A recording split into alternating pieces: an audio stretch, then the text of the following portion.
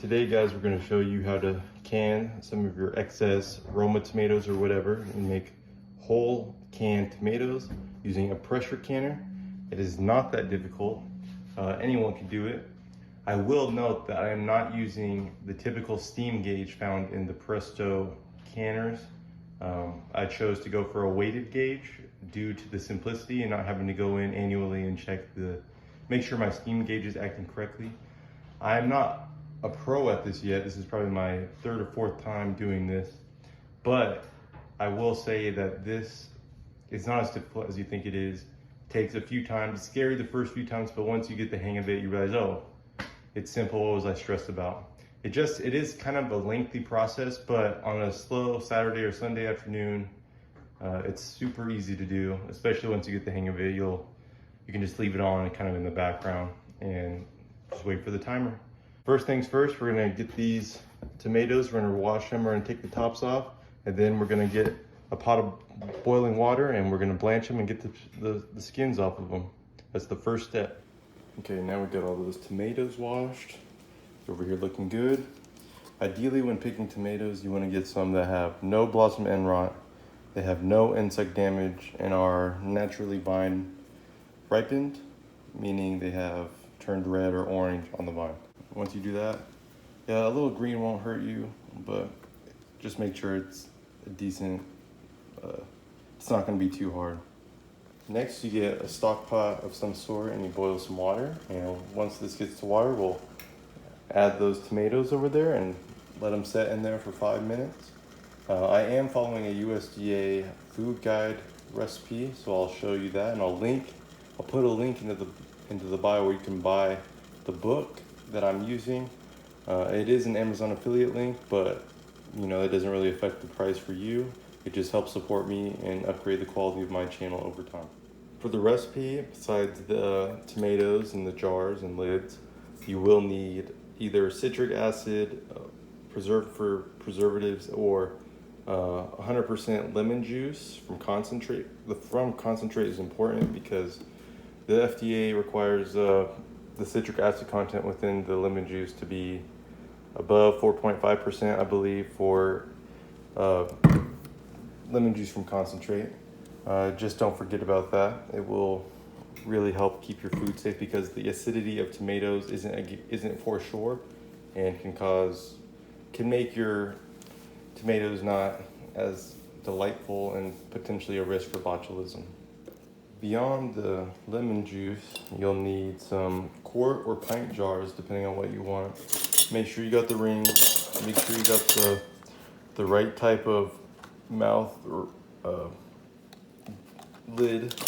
So I made sure that all my cans have or jars have regular mouth lids, no wide mouth lids. Yes, just one thing to make sure. I noticed that a general rule of thumb is before you process your tomatoes, however many cans they fill for quart, it'll be half of that roughly. I also am hot packing my cans today. That's just the method I prefer. So you basically, hot packing means you add the stuff in and then you add water, hot boiling water. Usually you don't have to add too much, but I'm just letting y'all know that. Okay, this is the Presto canner. I wrote a whole blog about getting into canning and why I did and what canner I bought and the differences between the Presto canner versus the All-American, and it's all in the blog. If you care about reading more and looking into buying a canner yourself, I'll put a link to the blog in the bio, as well as this is the Presto canner. You know, usually it sits on top of here. I just wanted to show you some basics. So this is just the body. Inside the body, it comes with a little rack system to prevent the cans from just sitting on the bottom. You're not supposed to put glass jars on the just raw metal burner or on the bottom of bottom of the pot. It can possibly break your jars, which is uneventful. On the pot, you can see how there's like a little design. It locks on. You see the little triangle right there? You'll line that up with the triangle right here. and that allows you to lock the lid. The lock is actually right where my pinky is, and when the canner reaches pressure, this little guy will pop up like that, and steam will be coming out of here. This right here is the little vent, steam vent. When we get to a good pressure and the lock pops up, you'll hear and see usually a stream of steam coming out, and you want to make sure that you hear that steam coming out continuously for about 10 minutes, just to make sure you're at a good pressure. And then once that's done, then you add your weight. I'll show you the weight. So initially, the weight you get is this pressure weight regulator. You use this if you're going to really go off of the steam gauge that is on the steam gauge, which is on top of this lid. Like I said, you have to get this checked usually annually through your ag extension. I didn't want to do that.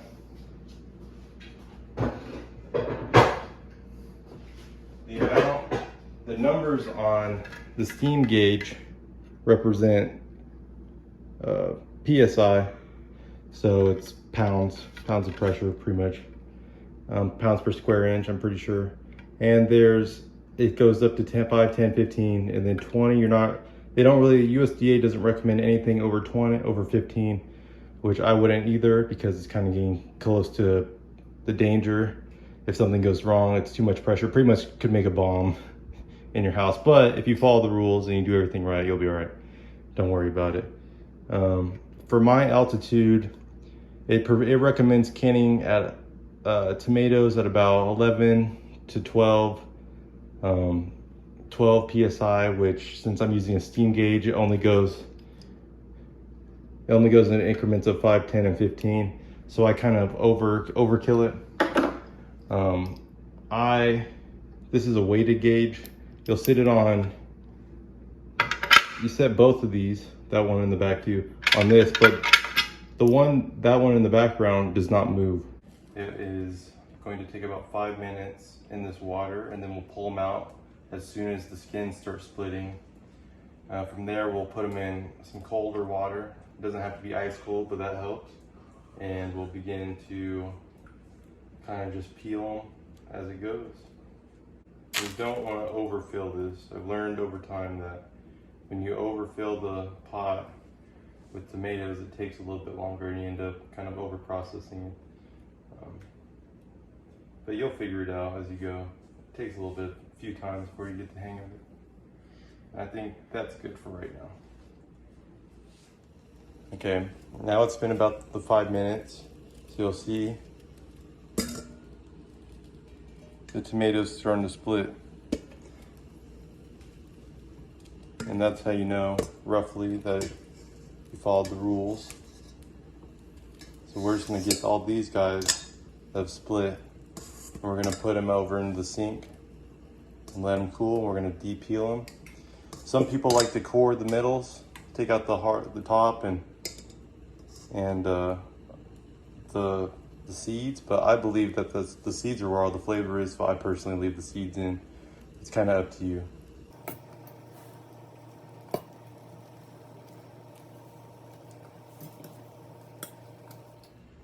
Okay, so now we got these guys in the ice. So what I like to do is, they're already split, so they're pretty easy. I just kind of grab from the top and just open it up like it's a shirt or something. And then, not like that, but usually they come off a little bit easier. I save the skins for the compost, but I'm sure there's another use. So yeah, you just kind of pick it up. Usually they're a little bit better condition than that. And you can keep on doing that, and then as these are done, you put them in the jars to get ready for being processed. Okay, we got all these peeled and packed in here. Just a reminder, you want to keep about a half inch of headspace when you do these, just to ensure you don't get too much siphoning and your lid sealed properly. Like I said earlier, I'm hot packing these. So I'm gonna take the boiling water that we use to pop these and we're gonna add it to the top to reach about that headspace, and then wipe off the lids and all that, the jars, and we'll start getting the canner ready. A brand I've been using is the Real Lime or Real Lemon from Concentrate, and then I just have some Kroger one that I went and bought today because it's getting a little low. But this is also from Concentrate. It's been working for my other canning adventures. So we're gonna pour out 2 tablespoons of this. And you have to do this whether you're water bath canning or pressure canning, as per the USDA recommendations. So we do 2 tablespoons for quart jars. I believe it's 1 tablespoon for pints. And then this is kind of optional, so I like to do a teaspoon of salt.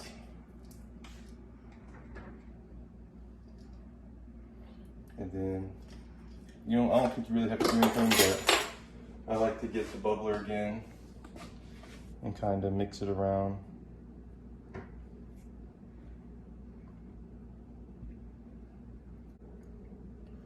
And just make sure you still have that little about half-inch headspace.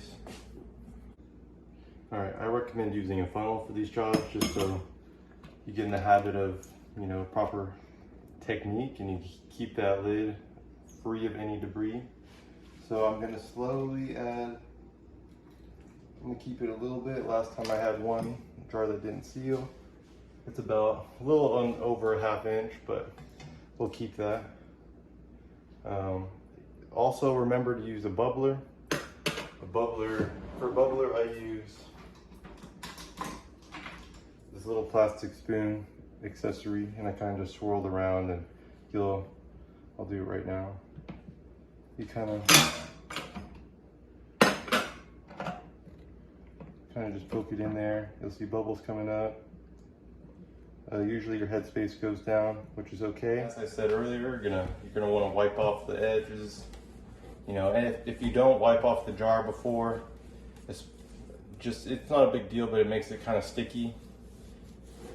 Especially if any siphoning goes on, it'll be a little bit more sticky, which isn't enjoyable. You can always wash them after, but. All right, and then make sure to really get around the rings and on the top where the lid seals to the gasket of the lid. And you just kind of, just get a little rag or something, just wipe the edge, and then inspect it. There shouldn't really be any debris or anything. Okay, and now that we got that one wiped off, I'm putting on the gasket. Kind of looking at it again, just to make sure, put your finger over there, make sure there's no nicks, no seeds or anything. Then I kind of place the jar on, put this lid on, and you just want to do finger tight.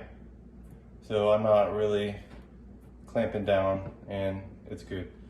And then I like to look at it close up and make sure it's uniform.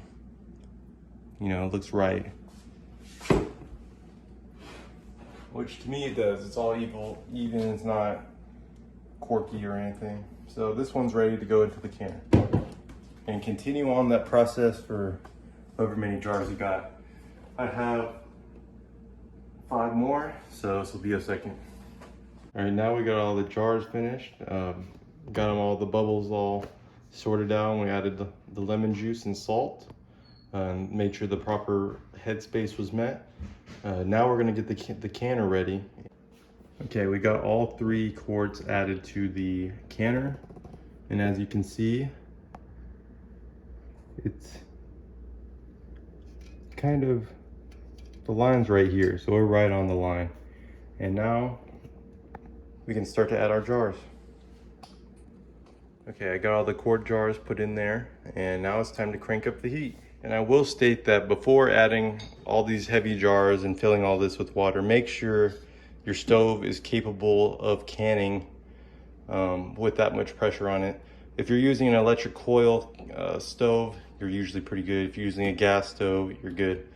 I'm using a tempered glass electric stove. So I looked at my manual and it said that it could hold 50 pounds.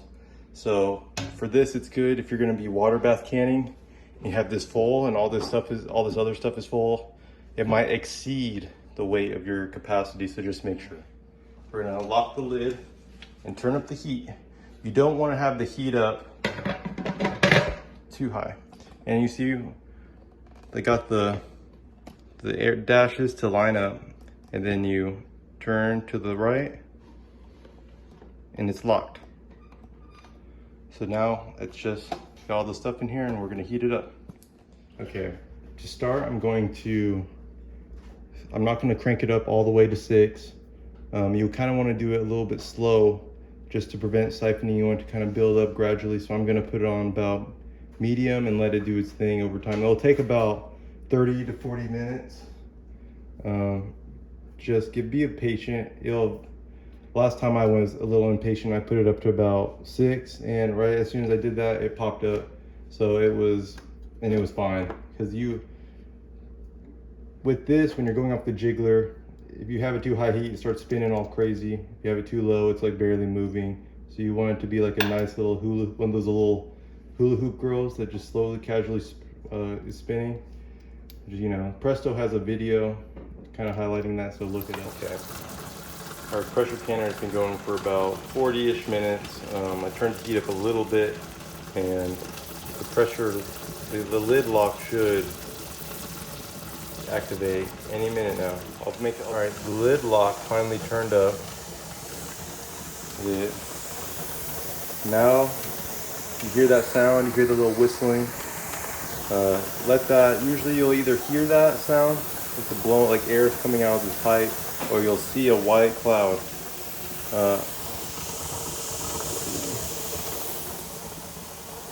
It's kind of hard to see in my house, but I can hear it. Usually if you hear it,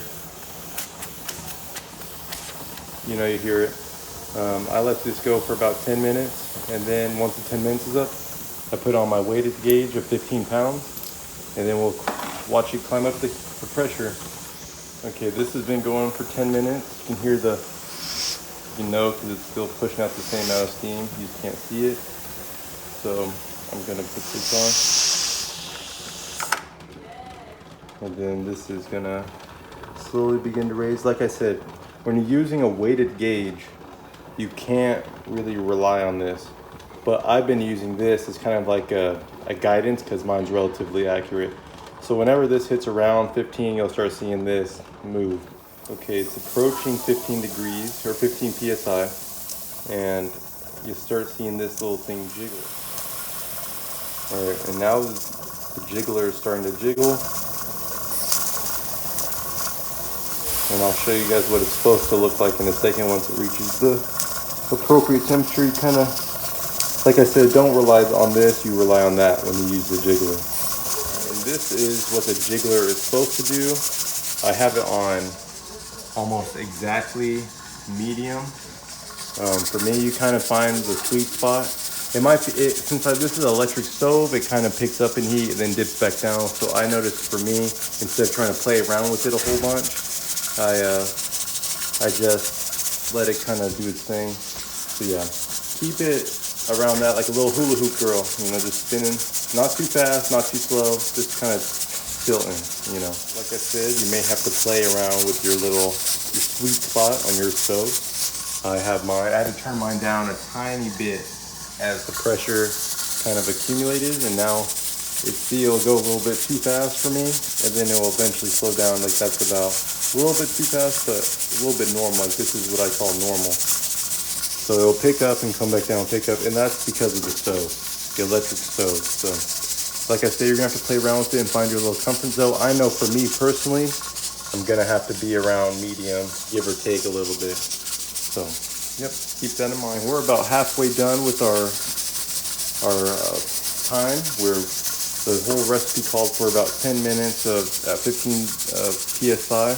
And after that, we'll take them out, leave the rings on, let them cool for a day, 24 hours, and then you can take the rings off and check the seals with either a spoon, or you can do the lift test with your fingers. Like I said, last time I had one not quite seal, so had I not done any of those tests, I would have wasted all those tomatoes. So just keep that in mind. Okay, our timer just went off, so now you can just turn it all the way off, and then you leave everything else on. Don't take off that. Don't do anything. You can either turn it off or remove it from the burner and just let it naturally depressure. Where I struggle with is I let it cool down a little bit too quick, and there's too much temperature fluctuations causing siphoning from my can. So what I've learned is you want to keep this as steady as possible. So I let it cool down on its own naturally. Then once this lid lock goes down, I wait for about 10 to 15 minutes, and then I'll take off the pressure regulator or the weighted gauge, and I'll take that off, and I'll wait another 10 to 15, and then I'll crack this lid open a little bit, wait another 10 to 15, take off the lid, and let it air out before I even take any jars out. And then after I still let it set for another 10 to 15 or whatever, 5, 10, 15, you can take it out and let them set in open air. I do this, it might seem overkill, but I'm trying to reduce siphoning because you'll lose, a quarter of the water in your cans, and I really try to preserve that. All right, so the lock just fell down, so I'm gonna wait 10 to 15 minutes, and I'm gonna take this boy off. And after I take that off, I wait another 10 minutes, crack that lid, and then after another 10 minutes, take off the lid, and another 10 minutes, like I said, let them cool out on the rack. All right, it's been 15 minutes, I'm taking off this gauge. Okay, I've now opened this up. It's still pretty hot on the outside, so I'm gonna wait, give this up, and like I said, I'm lifting up the lid after, and then I'm taking them out. So if you kept up, I'll show you the end process when they're all out, and the siphoning thing I'm talking about, if it was as bad as the last time, but hopefully it's better this time. Okay, so here is the final product. We lost a little bit to siphoning, some tomatoes stuck to the top, but overall it turned out. There's no button sound. Usually you hear it pop, like a popping sound. So we're doing good today. Okay, we got the lids labeled and everything's cooled off, so these are ready to go in the storage. Okay, and that concludes the video. Thanks for watching. I deeply recommend getting this book if you are interested in learning how to can, whether it be through water bath or pressure canning.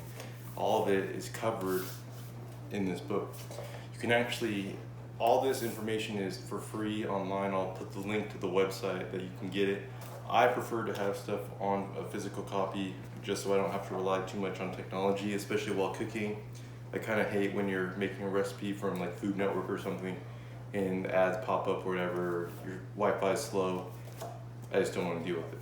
So like I said, I'll have an Amazon affiliate link for this book and my canner if you're interested in preserving some of your own food and getting your own food security up.